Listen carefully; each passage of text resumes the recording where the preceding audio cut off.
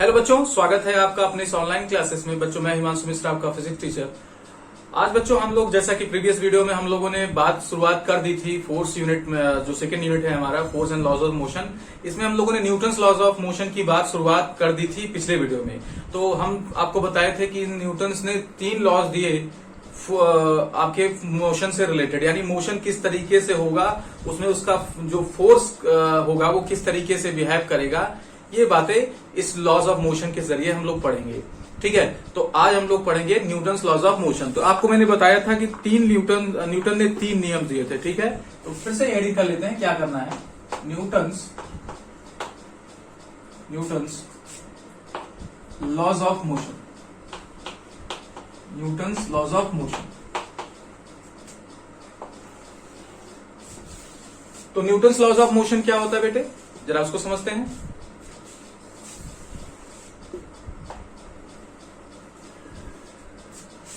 तो न्यूटन ने बेटे 3 नियम दिए मोशन से रिलेटेड। 3 लॉज क्या किया न्यूटन ने दिया, जिसके नाम से है, जिसे हम लोग बारी बारी से पढ़ते हैं। तो आप हेडिंग कर लीजिए फर्स्ट लॉ।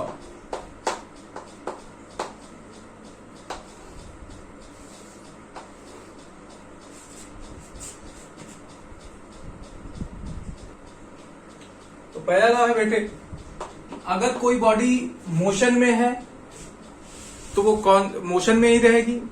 अगर कोई बॉडी क्या है, रुकी हुई है, तो वो रुकी हुई रहेगी, यानी रेस्ट पर है तो रेस्ट पर ही रहेगी। कब तक? जब तक कि उस पर एक्सटर्नल फोर्स ना लगाया जाए। जैसे उस पर एक्सटर्नल फोर्स लगाया जाएगा तो बॉडी का मोशन प्रभावित होगा, या वो अगर रेस्ट पे है तो वो मूव करना चालू कर देगा। इसको ऐसे समझते हैं, जैसे आप साइकिल से पैडलिंग करते रहते हैं तो साइकिल मूव करती रहती है, लेकिन जब आप पैडलिंग रोक देते हैं, पैडल मारना रोक देते हैं, तब भी साइकिल कुछ दूर आगे जाती है कि नहीं? जाती है। अब ये क्या है, ये इसकी क्या है, फर्स्ट लॉ इसी को डिफाइन कर रहा है कि अगर आप क्या है, मोशन में है तो मोशन में ही रहेंगे। अब बात आती है कि नहीं सर, कुछ दूर जाके रुक जाते हैं, तो बेटे वहां पर क्या होता है, एक एक्सटर्नल फोर्स काम करता है, फ्रिक्शन, जो पहिए और सड़क के बीच में है, फ्रिक्शन काम करता है।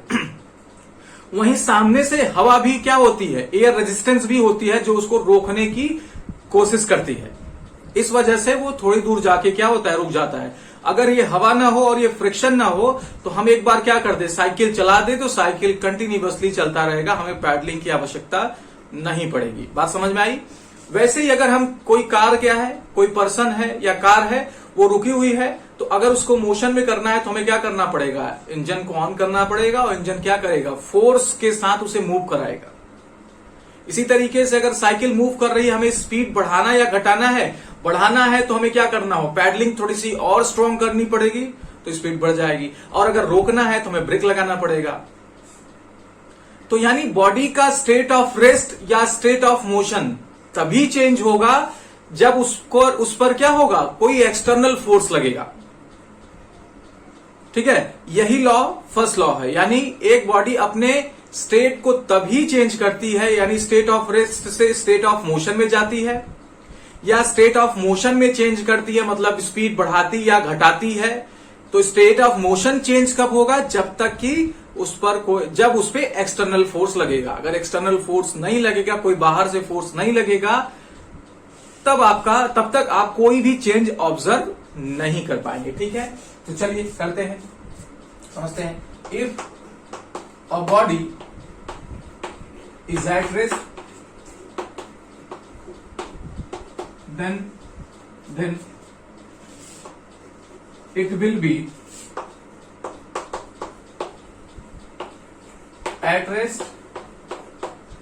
will be at rest, if a body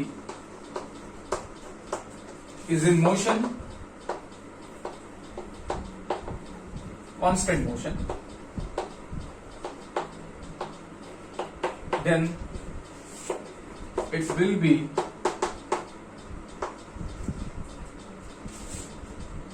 the body is rest, then it will be remain, हाँ ठीक है, constant, then it will be in motion, constant motion, unless unless external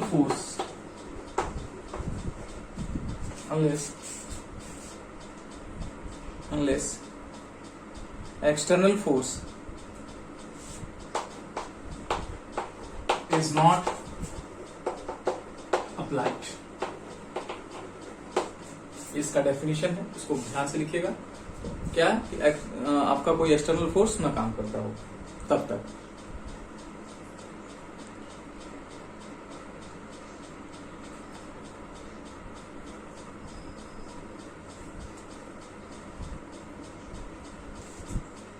चलिए लिख लिया आप लोगों ने। हाँ, वीडियो को पॉज कर लीजिए, अगर आपको टाइम लग रहा है तो क्या कर लीजिए, वीडियो को पॉज कर लीजिए, तो लिख लीजिए, उसके बाद कंटिन्यू करिए।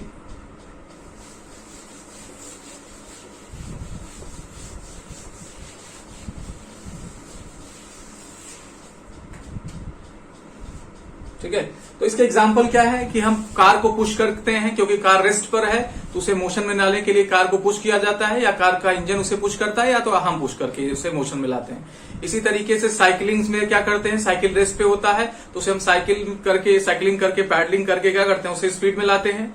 ये स्टेट ऑफ रेस्ट से स्टेट ऑफ मोशन जाने के एग्जाम्पल हो गए। वहीं स्टेट ऑफ मोशन में चेंजेस बेटे, अगर हम क्या कर रहे हैं कि हमें मान लीजिए 20 मीटर पर सेकंड की स्पीड से चल रहे हैं, हमें जरूरत पड़ी कि नहीं स्पीड बढ़ाए, तो हम एक्सीलरेशन लगाते हैं ना। अगर साइकिल से है तो पैडलिंग स्ट्रांग करते हैं, और अगर कार या बाइक से है तो उसके एक्सीलरेटर को क्या करते हैं, थोड़ा पावर देते हैं। तो एक्सीलरेटर का काम क्या है, फोर्स जनरेट करना और वो आगे बढ़े उससे, तो वहां भी फोर्स लगाया आपने। तो आप ये देख रहे हैं कि जब भी आपको स्टेट ऑफ रेस्ट या स्टेट ऑफ मोशन को चेंज करना है तब आपको फोर्स की जरूरत पड़ेगी। इसके एग्जांपल के तौर पे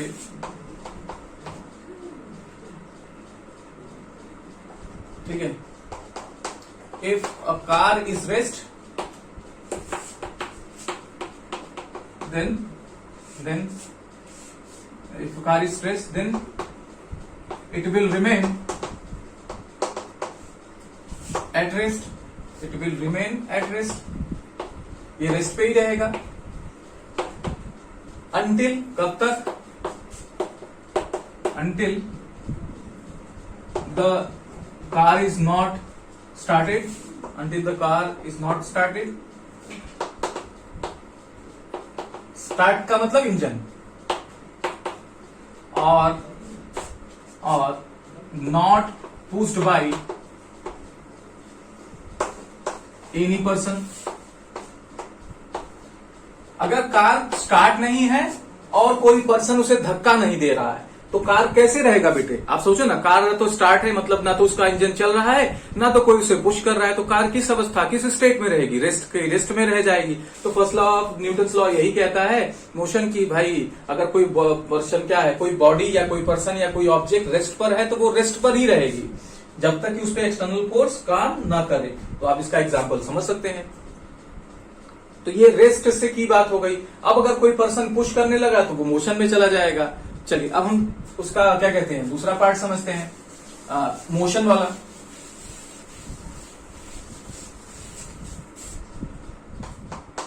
if a bike is at rest, is in motion,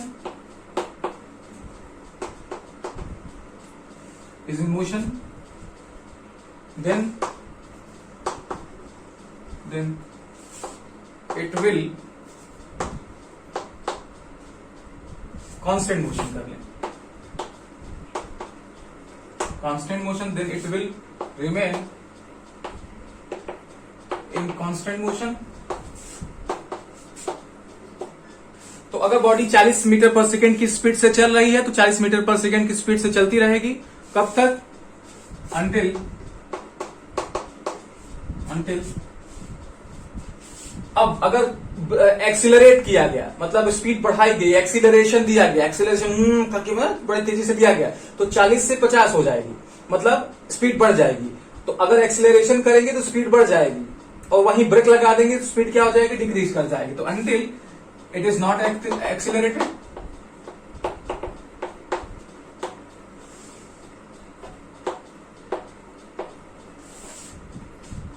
कब तक, जब तक ये एक्सीलरेटेड नहीं है और ब्रेक इज नॉट अप्लाइड।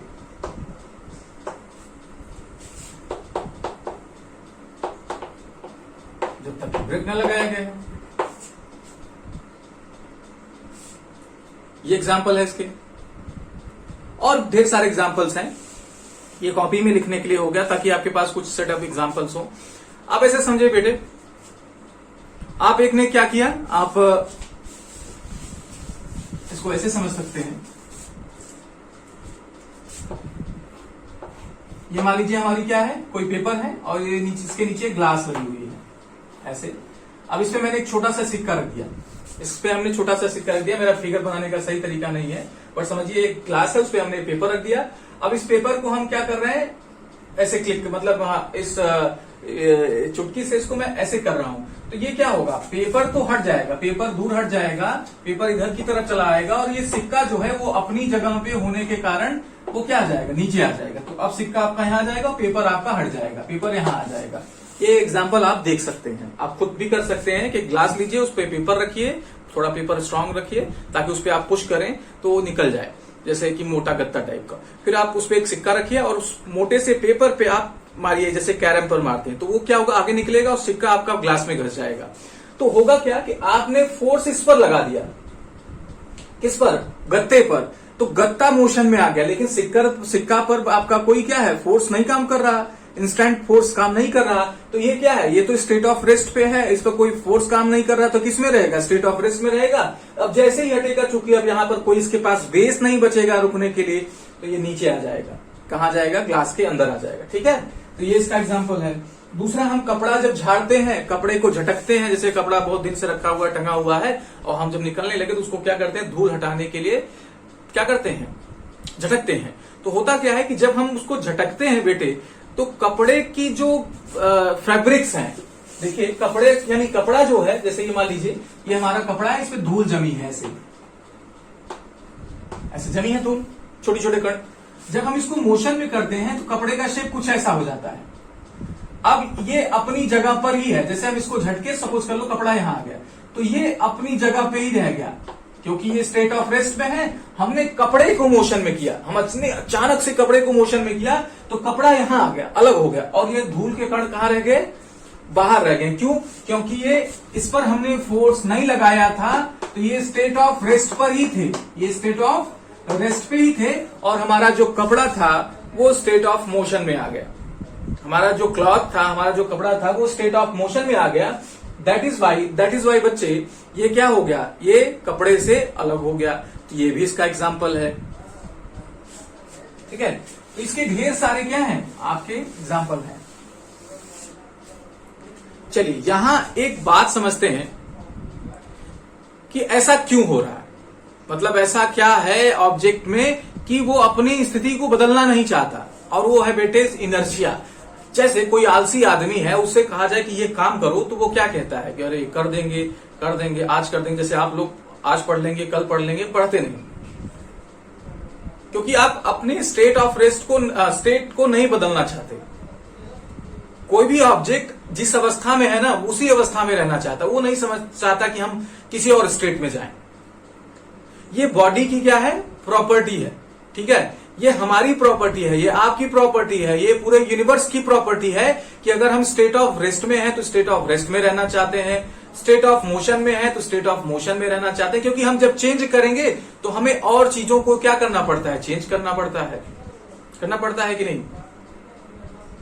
तो इसलिए बेटे ये क्या है, ये इनर्शिया की प्रॉपर्टी है, यानी ऑब्जेक्ट की क्या है, अपनी एक ऐसी प्रॉपर्टी है जिसकी वजह से ये क्या करता है, अपने से साथ होने वाले चेंज का क्या करता है, अपोज करता है, भरसक अपोज करता है। आप क्या करो, उस पर कितना भी फोर्स लगाओ तो वो क्या करता है, अपने क्षमता अनुसार वो क्या करता है, उसका विरोध करता है, उसका क्या करता है, चेंज करता है।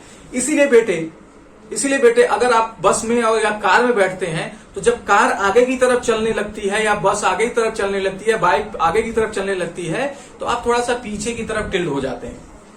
कभी देखा है कि नहीं, फील हुआ होगा कि जैसे ही आप क्या है, कार में बैठे हैं, कार आगे की तरफ चलना शुरू करी तो आप थोड़ा सा पीछे की तरफ लीन हो जाते हैं, ऐसे बैठे हैं, ऐसे हो जाते हैं, फिर उसके बाद सही हो जाते हैं। क्यों, क्योंकि जो हिस्सा, जैसे हम बैठे हैं तो जो हिस्सा हमारा कार के साथ या बाइक के साथ कनेक्टेड है, वो बाइक के साथ शुरू में मोशन के साथ चल देता है। लेकिन बाकी हिस्सा जो ऊपर का हिस्सा है वो क्या चाहती है कि हम स्टेट ऑफ रेस्ट पे रहेंगे, हम नहीं जाना चाहें, हम नहीं जाएंगे। लेकिन मजबूरी क्या है, चूंकि शरीर का हिस्सा अलग नहीं हो सकता, तो वो क्या होता है, थोड़ी देर तो विरोध करता है, थोड़ी देर पीछे जाने की कोशिश करता है। तो जो हिस्सा क्या है स्टेट ऑफ मोशन में, वो तो आगे की तरफ निकल जाता है बाइक के साथ कनेक्टेड होने के कारण। लेकिन जो हिस्सा सर का हिस्सा जो क्या है थोड़ा ऊपर की तरफ है, वो स्टेट ऑफ रेस्ट पे रहना चाहती है इनर्शिया के कारण, अपनी प्रॉपर्टी के कारण वो कहती है नहीं जाऊंगा। लेकिन चूंकि अब क्या होता है, ये आगे निकल गया, तो इसी वजह से ये पीछे हो जाता है, क्योंकि ये यहीं पे है और ये आगे निकल गया, तो ये पीछे हो जाता है, फिर ये खींच के आपको साथ में ले जाता है। उसी तरीके से जब ब्रेक लगता है तो हम ब्रेक में ऐसे जाना चाह, अब हम ठीक है हम चल रहे हैं, हम नहीं रुकना चाहते, ब्रेक मारा, कार रुक गई, तो कार के साथ जो हिस्सा कनेक्टेड है वो कार के साथ मोशन कर गया। लेकिन जो क्या है स्टेट ऑफ रेस्ट में ऊपर का हिस्सा है, वो अभी भी स्टेट ऑफ रेस्ट में मोशन में रहना चाह रही है। भाई ऊपर का हिस्सा स्टेट ऑफ मोशन में थी कि नहीं, कार जब चल रहा था, तो क्या हुआ, ये तो क्या हो गया, ये तो रुक गया, तो ये आगे की तरफ क्या होता है, झुक जाता है। तो ये अच्छे एग्जाम्पल्स हैं जिसको आप क्या कर सकते हैं, समझ सकते हैं। ठीक है, तो चलो अभी जरा इसको लिख लिया जाए, inertia.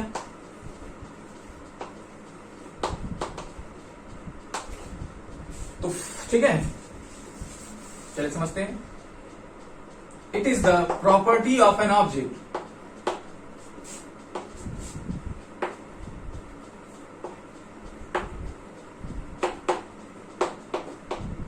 property of an object due to which, by virtue of which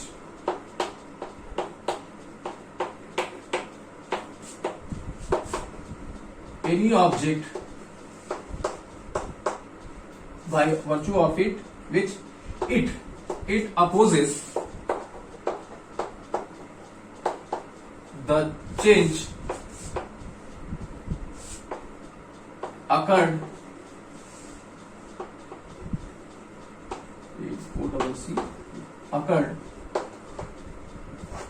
with its state of motion or state of rest। तो बेटे ये स्टेट ऑफ रेस्ट और स्टेट ऑफ मोशन का क्या करता है, अगर चेंज होगा, अगर स्टेट ऑफ रेस्ट और या स्टेट ऑफ मोशन में इसके चेंज होगा, तो ये क्या करेगा, उसका विरोध करेगा, उसका क्या करेगा, भरसक विरोध करेगा। ठीक है, तो ये प्रॉपर्टी है जिसकी वजह से first law of Newton's law क्या है, एप्लीकेबल है। भाई न्यूटन्स लॉ भी तो ये क्या कहते हैं ना कि अगर एक बॉडी रेस्ट पर है तो रेस्ट पे रहेगी, एक बॉडी क्या है मोशन में है तो मोशन पे रहेगी, जब तक कि उस पर फोर्स न लगाया जाए। ऐसा क्यों होता है, ऐसा क्यों होता है, वो होता है इनर्शिया के कारण, बॉडी के इनर्शिया के कारण। ठीक है, इसीलिए फर्स्ट लॉ को लॉ ऑफ इनर्शिया भी बोला जाता है। क्या बोला जाता है, लॉ ऑफ इनर्शिया। इसे प्रॉपर नोट कर लीजिए। और फर्स्ट लॉ को इसलिए हम लोग क्या बोलते हैं बेटे, देख लेते हैं, लॉ ऑफ इनर्शिया। ऐसे नोट करके लिख लीजिए, first law is known as law of inertia, क्योंकि पहले नियम का जो आधार है बेटे वो क्या है, इनर्शिया ही है।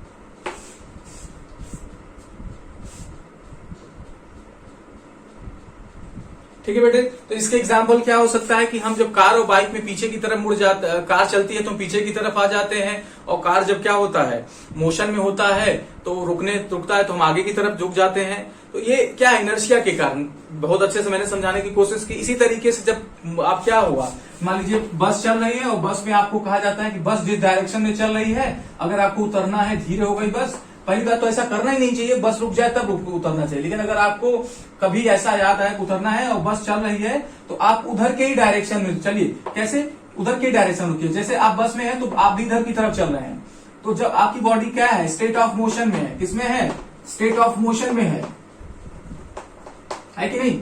अब जब आप आगे की तरफ बढ़ रहे हैं तो आपकी बॉडी स्टेट ऑफ मोशन में है। जब कार क्या हो, आप इससे उतरना चाहेंगे तो आप उधर ही उतरें, क्योंकि आप क्या हो जाएगा, आगे की तरफ जा सकते हैं, क्योंकि हमारी बॉडी आगे जाने के लिए क्या है, फ्री है, हमारा पैर इस तरीके से है। लेकिन आप जब इधर की तरफ मुंह करके उतरेंगे तो आप जैसे ही उतरेंगे तो आपकी बॉडी इधर जाना चाह रही है, लेकिन आप चूंकि आगे की तरफ मुंह किए हैं तो आप इधर की तरफ जाना चाह रहे हैं, लेकिन आपकी बॉडी जो है वो किधर जाना चाह रही है, स्टेट ऑफ मोशन के कारण, इनर्शिया के कारण वो इधर की तरफ जाना चाह रही है। तो आपका एक्सीडेंट हो सकता है, आप पीछे की तरफ सर के बल क्या होगा, गिर सकते हैं। तो याद रखिएगा बेटे, ये अच्छा इसका एग्जाम्पल है और आपको पढ़ने में थोड़ा सा आनंद भी आएगा। ठीक है, आप ऐसे एग्जाम्पल्स और ढूंढिए और जिसमें आपको क्लैरिफिकेशन चाहिए, you can ask me. Okay, आज के लिए इतना ही बेटे। और इस वीडियो को क्या करिए, अपने फ्रेंड्स में बता दीजिए कि अच्छा सर पढ़ा रहे हैं और आप पढ़िए। Okay, thank you very much.